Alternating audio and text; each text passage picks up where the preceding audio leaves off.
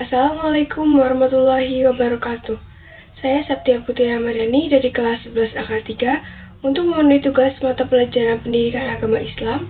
Hari ini saya akan membahas sebuah sifat yang sangat penting dalam Islam, yaitu malu atau dalam bahasa Arab disebut haya.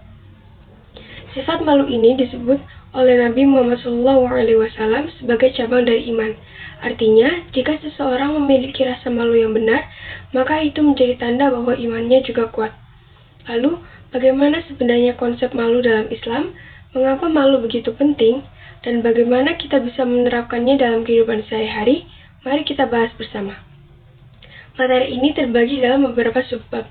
Yang pertama, pengertian malu. Definisi malu atau haya dalam Islam, pentingnya sifat malu dalam kehidupan. Yang kedua, jenis-jenis malu. Malu secara naluri, malu yang dicari, dan contoh perbuatannya. Yang ketiga, hadis tentang malu. Berisi hadis tentang malu sebagai cabang dari iman, dan kisah teladan Rasulullah tentang malu. Yang keempat, hikmah memiliki rasa malu dalam Islam. Pengertian malu dalam Islam. Pertama, mari kita pahami dulu apa itu malu. Secara bahasa, haya berasal dari kata al-hayat yang berarti kehidupan. Ini menunjukkan bahwa rasa malu adalah tanda adanya kehidupan iman dalam diri seseorang. Menurut Imam An-Nawawi, malu adalah sifat yang mencegah seseorang dari perbuatan buruk dan mendorongnya untuk berbuat kebaikan. Dalam sebuah hadis, Rasulullah SAW bersabda, malu adalah bagian dari iman, hadis riwayat Al-Bukhari. Hadis ini menunjukkan bahwa orang yang memiliki rasa malu akan lebih berhati-hati dalam bertindak dan berbicara. Jenis-jenis malu. Menurut Ibnu Hajar, malu terbagi menjadi dua. Yang pertama, malu naluri atau warzak, malu yang sudah ada secara alami dalam diri manusia sejak lahir. Contohnya anak kecil yang malu bertemu orang asing, seorang wanita yang enggan membuka aurat di depan umum, dan masih banyak lagi. Yang kedua, malu yang dilatih atau muktazab. Malu yang diperoleh melalui usaha dan keadaan spiritual. Contohnya, malu kepada Allah ketika hendak berbuat dosa meskipun tidak ada orang yang melihat. Lalu malu jika tidak menepati janji atau berbuat curang.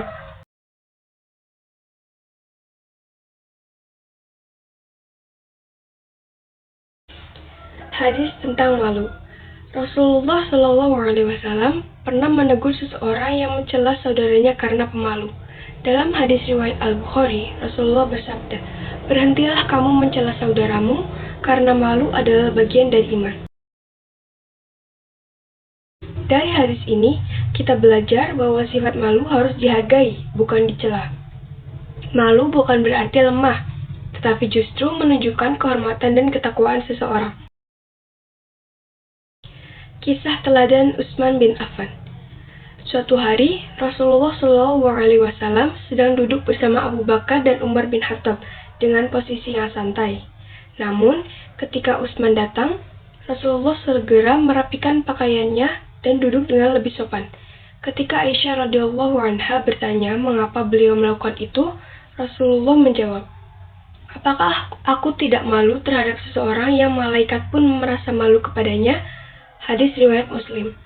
Dari kisah ini kita belajar bahwa rasa malu adalah tanda kehormatan yang bahkan dihormati oleh malaikat. Yang terakhir yaitu hikmah memiliki rasa malu. Lalu, apa saja manfaat atau hikmah dari memiliki rasa malu dalam kehidupan sehari-hari? Yang pertama, menjaga diri dari perbuatan dosa. Orang yang memiliki rasa malu akan berpikir dua kali sebelum melakukan perbuatan dosa. Ia sadar bahwa Allah selalu mengawasi setiap perbuatannya, baik di tempat sepi maupun di hadapan orang lain. Contohnya, seseorang malu untuk berbohong karena takut kepada Allah, malu untuk melakukan kecurangan dalam ujian atau pekerjaan. Hadis Nabi SAW, "Jika kamu tidak memiliki rasa malu, maka lakukan sesukamu." Hadis riwayat Al-Bukhari. Artinya, tanpa rasa malu, seseorang akan mudah berbuat dosa tanpa rasa takut. Yang kedua, meningkatkan kualitas ibadah. Malu kepada Allah membuat seseorang lebih serius dan khusyuk dalam beribadah. Ia tidak ingin ibadahnya asal-asalan karena merasa malu jika tidak memberikan yang terbaik. Contohnya, ketika seseorang merasa malu jika sholat tergesa-gesa tanpa kekhusyuan. dan malu jika tidak membaca Al-Quran padahal punya waktu luang. Terdapat hadis riwayat Nabi SAW, malu kepada Allah dengan sebenar-benarnya adalah kau menjaga kepala dan apa yang dipikirkan, perut, dan apa yang dimakan, serta mengingat kematian. Hadis riwayat At-Tirmizi. Yang ketiga, membentuk akhlak yang baik. Orang yang memiliki rasa malu akan lebih menjaga sikap dan ucapannya agar tidak menyakiti orang lain. Ia juga tidak mudah berbicara kasar, mencela, atau berbuat sesuatu yang memalukan. Contohnya, seseorang merasa malu untuk berkata kasar atau bergosip tentang orang lain. Rasulullah SAW bersabda, malu itu tidak mendatangkan sesuatu kecuali kebaikan. Hadis riwayat Muslim. Yang keempat, hikmah dari memiliki rasa malu yaitu menjaga kehormatan diri dan keluarga. Rasa malu membuat seseorang lebih menjaga kehormatan dirinya sendiri dan keluarganya. Ia tidak sembarangan dalam berteman, berpakaian, atau berperilaku. Contohnya, seseorang malu jika berpakaian tidak sopan atau membuka aurat di depan umum.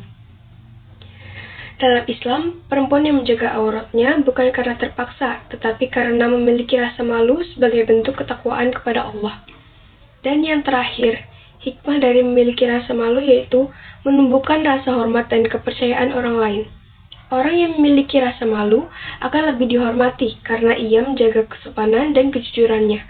Ia tidak mudah melakukan hal-hal yang merusak kepercayaan orang lain. Contohnya, seseorang malu untuk berjanji tapi tidak menepatinya. Seseorang malu untuk bersikap tidak jujur dalam pekerjaan atau pertemanan. Karena itu, orang yang memiliki rasa malu cenderung lebih dipercaya oleh orang lain, baik dalam kehidupan sosial, pekerjaan, maupun keluarga. Kesimpulannya yaitu, rasa malu bukanlah sekedar perasaan biasa, tetapi bagian penting dari keimanan yang membantu kita menjadi pribadi yang lebih baik. Dengan rasa malu, kita bisa menjaga diri dari dosa, meningkatkan ibadah, membentuk akhlak mulia, menjaga kehormatan, dan mendapatkan kepercayaan orang lain. Semoga kita semua bisa menerapkan rasa malu yang benar dalam kehidupan sehari-hari. Sekian presentasi dari saya. Terima kasih. Wassalamualaikum warahmatullahi wabarakatuh.